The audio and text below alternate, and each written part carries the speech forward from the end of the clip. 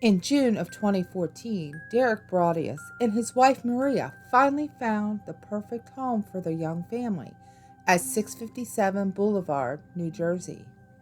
They were excited when they finally closed on the deal and looked forward to finally moving in. But then things took a sinister turn, and their dream house became a place of nightmares. While checking on renovations at their new house, Derek and Maria checked the mailbox, and to their surprise, there was a letter addressed simply to the new owner. The envelope was handwritten in thick, chunky handwriting. Thinking maybe it was from a neighbor welcoming them to the neighborhood, Derek opened it. Dearest neighbor at 657 Boulevard, allow me to welcome you to the neighborhood. The letter started off normally, but then as he read on, things started to get strange. 657 Boulevard has been the subject of my family for decades now, and as it approaches its 110th birthday, I have been put in charge of watching and waiting for its second coming. My grandfather watched the house in the 1920s, and my father watched it in the 1960s. It is now my time. Do you know the history of the house? Do you know what lies within the walls of 657 Boulevard? Why are you here? I will find out. Although a little disturbing, the family brushed off the first letter. It wasn't long, though, before more letters began to arrive.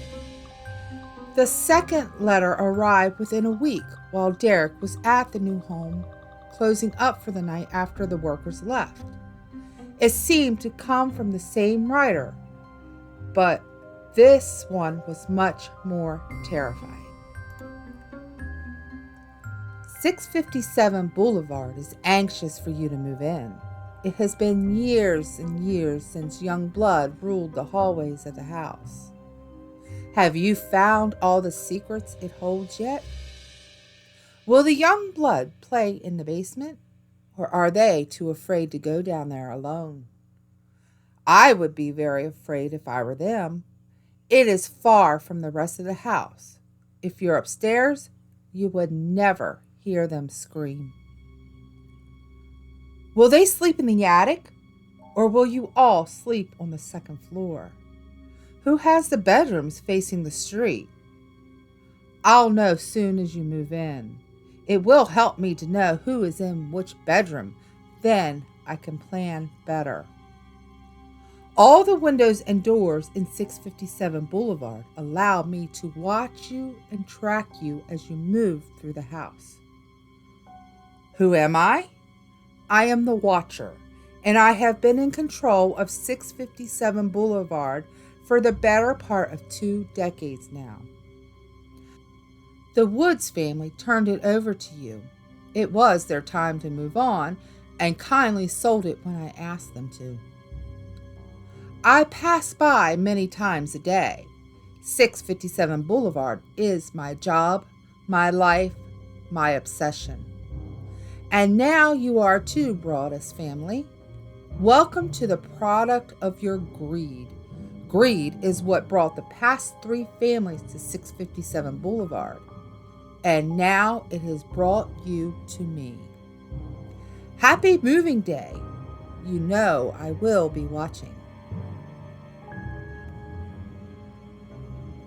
After the second letter, Derek contacted the Westfield Police Department, who sent an officer out to the house to investigate. The officer asked Derek if he had any enemies and suggested he move a piece of construction equipment away from the back porch, just in case the Watcher tried to throw it through the window. Derek then quickly returned to his old home, where his wife and kids were waiting. That same night, Derek and Maria wrote an email to the previous owners to ask if they knew who the Watcher was and why he or she wrote, "I asked the Woods to bring me young blood," and it looks like they listened. The next morning, Andrea Woods replied. She informed them that a few days before moving out, they had received a letter from the watcher. They had also thought the letter was strange and that the watcher's family was observing the house for many years. The Woods just assumed it was some sort of prank and threw the letter away. She also stated the entire 23 years of living there, they had never received anything like that before. That day, Maria and the Woods went together to the police, where the detective on the case told Maria not to tell anyone about the letters, including her new neighbors. At this point, Derek and Maria were terrified, but determined that it was not going to keep them from their dream home. 2 weeks later, Maria and the children stopped by the house to check on the painting being done and to check the mail. In the mailbox was another letter from the watcher.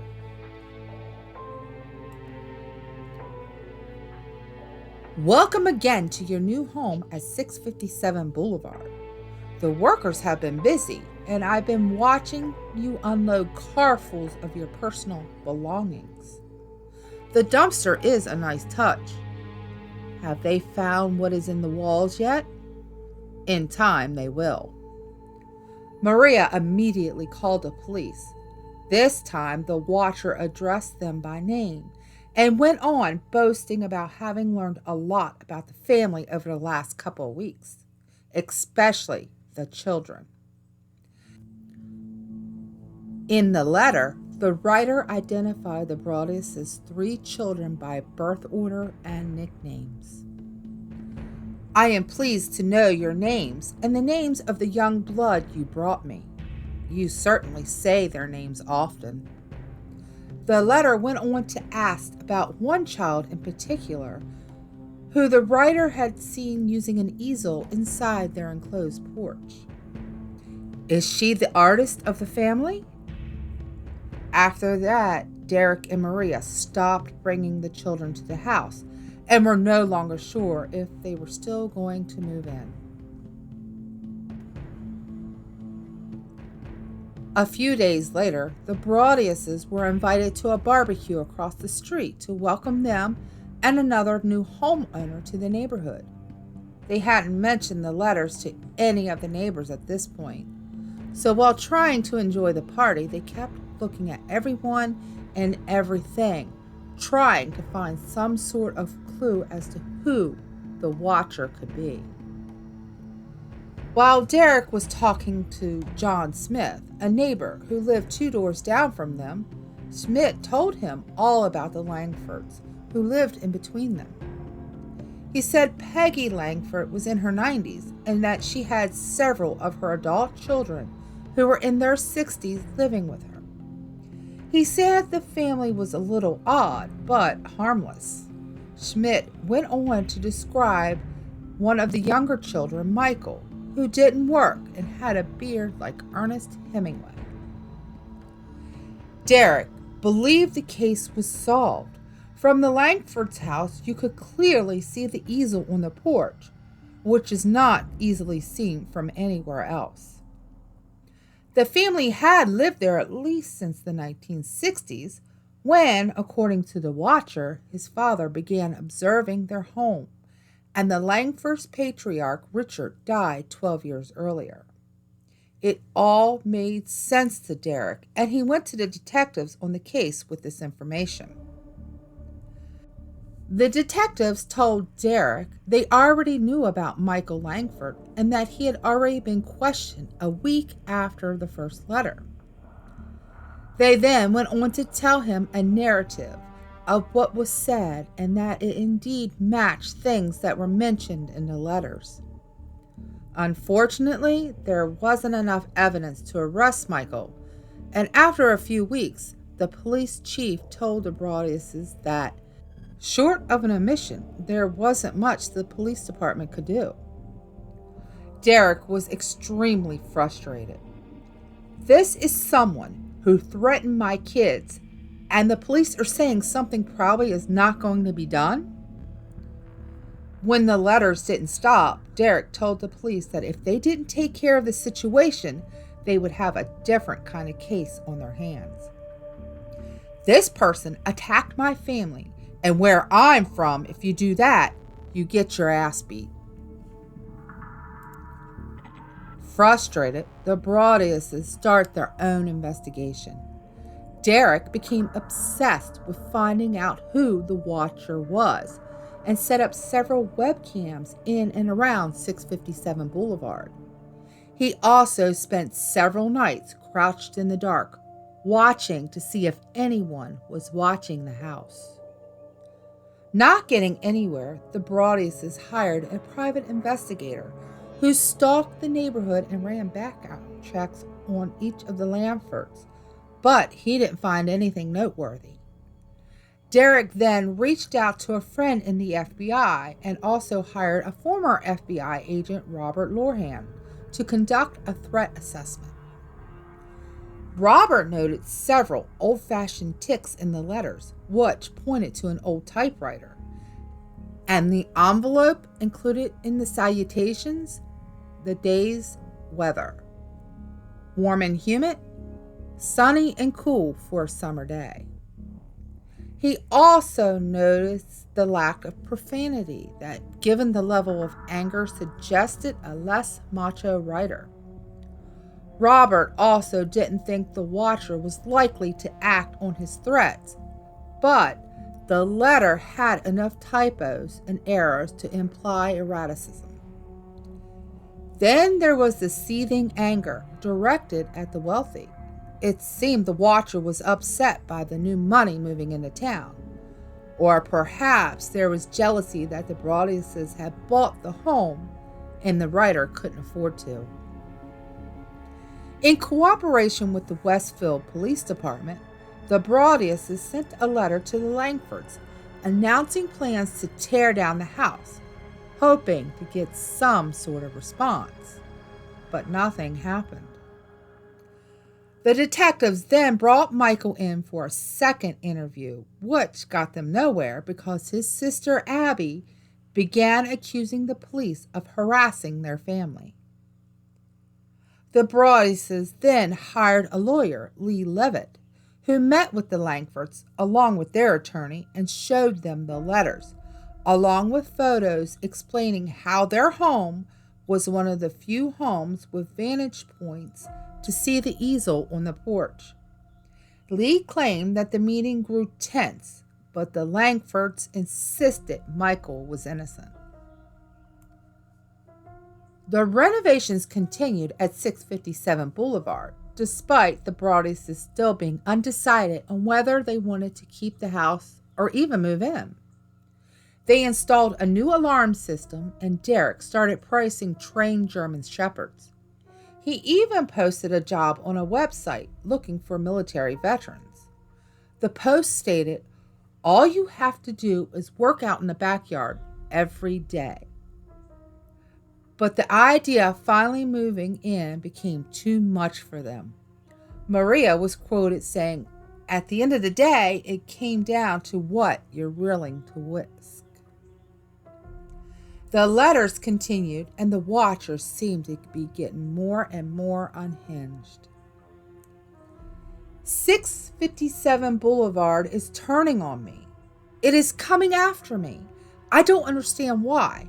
What spell did you cast on it? It used to be my friend, and now it is my enemy. I am in charge of 657 Boulevard. It is not in charge of me. I will fend off its bad things and wait for it to become good again. It will not punish me. I will rise again. I will be patient and wait for this to pass and for you to bring the young blood back to me. 657 Boulevard needs young blood. It needs you. Come back. Let the young blood play again like I once did. Let the young blood sleep in 657 Boulevard. Stop changing it and let it alone. By the end of 2014, the investigation into who the Watcher was stalled. There was no digital trail, no fingerprints, and no way to place someone at the scene of a crime that could have been hatched from pretty much any mailbox in northern New Jersey. At this point, the Broadiuses had sold their old home and had moved in with Maria's parents, all the while continuing to pay the mortgage and property taxes on their new home. Finally, 6 months after the letters began, Derek and Maria decided to sell their dream home. Initially, they listed the home for more than what they paid because of the renovations that were done. But rumors quickly spread about the house that sat empty. The Broadiuses sent a partial disclosure mentioning the letters to anyone whose offer was accepted. Preliminary bids did come in well below the asking price, but Derek and Maria weren't ready to take that financial hit. When the story of the Watcher broke, the people of Westfield were on edge, scared to even walk down the once peaceful street where they had always been safe. At the first town council meeting after the news broke, Mayor Sabitsky assured the people that the Watcher hadn't been heard from in a year, and even though the police hadn't solved the case, their investigation had been exhausted. This surprised the Boulevard residents, most of who had never heard from the police regarding the Watcher case. Since the case was now known nationally, veteran Westfield police detective Baron Chambliss was asked to look into the case. Upon looking over the case files for the Watcher, Baron discovered that the investigators did do a DNA analysis of one of the envelopes and determined that the DNA belonged to a woman. He decided to look more closely at Abby Langford, Michael's sister, who had also worked as a real estate agent. She also worked for Lord & Taylor, which is how he got her DNA. Baron coordinated with a security guard there to get her plastic water bottle. When the DNA testing was done, it came back as not a match.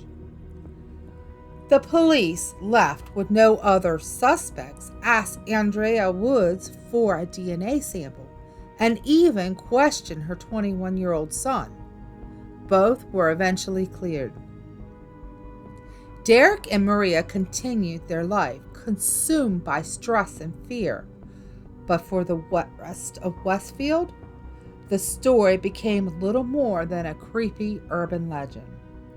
It became hard for the residents to imagine that their idyllic neighborhood could be host to something sinister.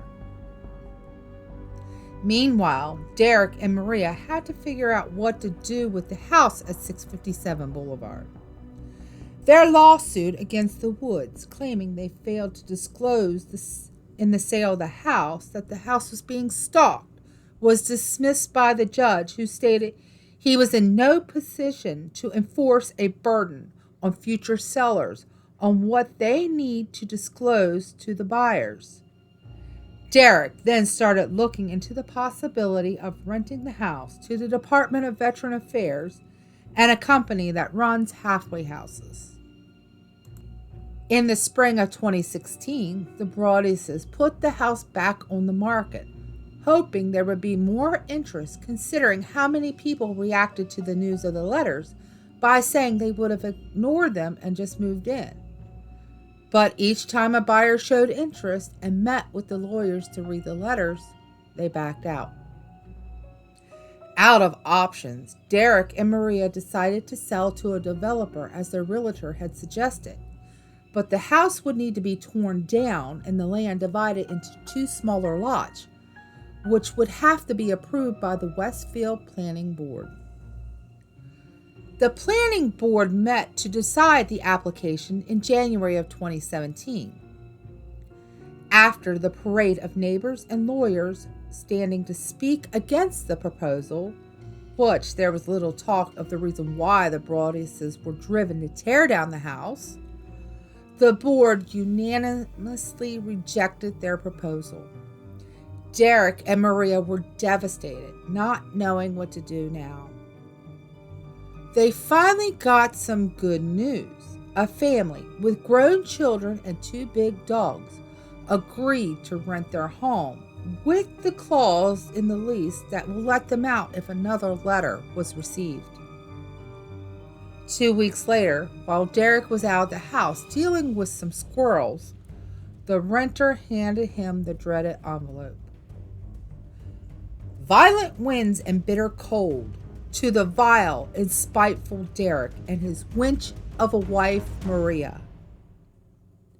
The letter was dated February 13th, 2.5 years after the Watcher first appeared, and was dated the same day the Brodiuses gave their dispositions in their lawsuit against the Woods. You wonder who the Watcher is. Turn around, idiots. Maybe you even spoke to me, one of the so-called neighbors who has no idea who the Watcher could be. Or maybe you do know and are too scared to tell anyone.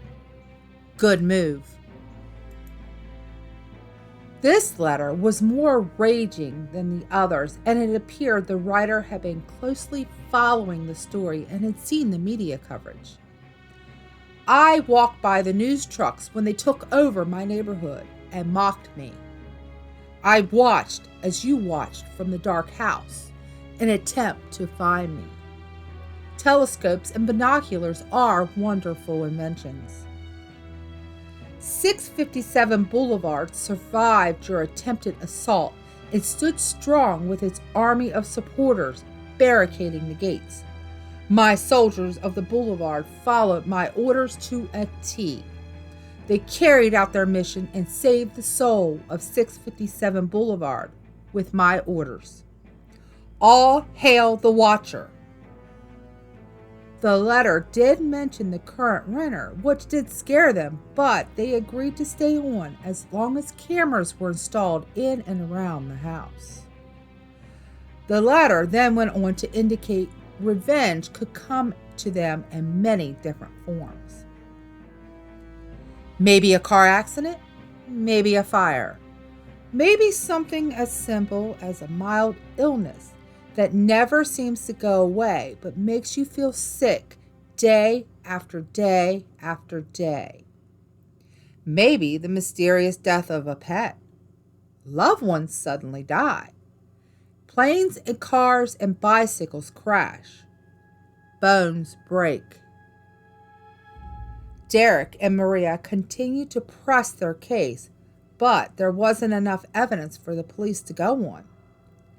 They continued to send new names to the investigators whenever they found something strange. But at this point, it could really be anyone. And their greatest fear was that the Watcher could be someone they never would suspect. The Brodiuses no longer lived in fear that the Watcher might strike at any moment, but continued with the lingering effects from the letters. There is now a new tenant living at 657 Boulevard, but the rent doesn't even cover the mortgage.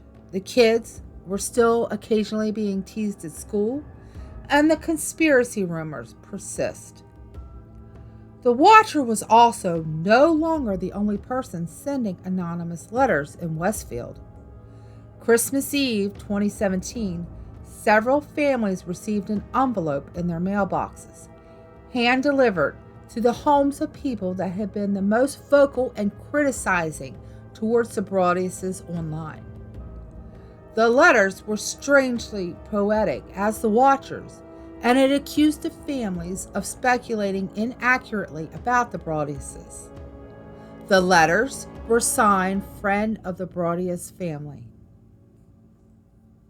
When Reeves Weidman of New York Magazine interviewed Derek and asked him about the recent wave of anonymous letters that his neighbors received over Christmas, he admitted to writing them.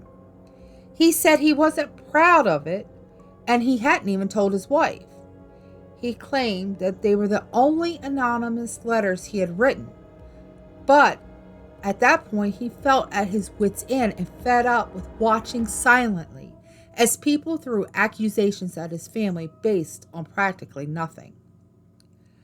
Derek and Maria Brodius received one final letter from the Watcher. It simply said, "You are despised by the house. The Watcher won." In early July 2019, the Brodiuses finally sold their home. Although they took a financial loss by selling it for a lot less than what they paid for in the purchase and renovations, they are now free from their house of nightmares. We want to give a special shout out to our member, Jen Cemeteries and Spirits. Thank you.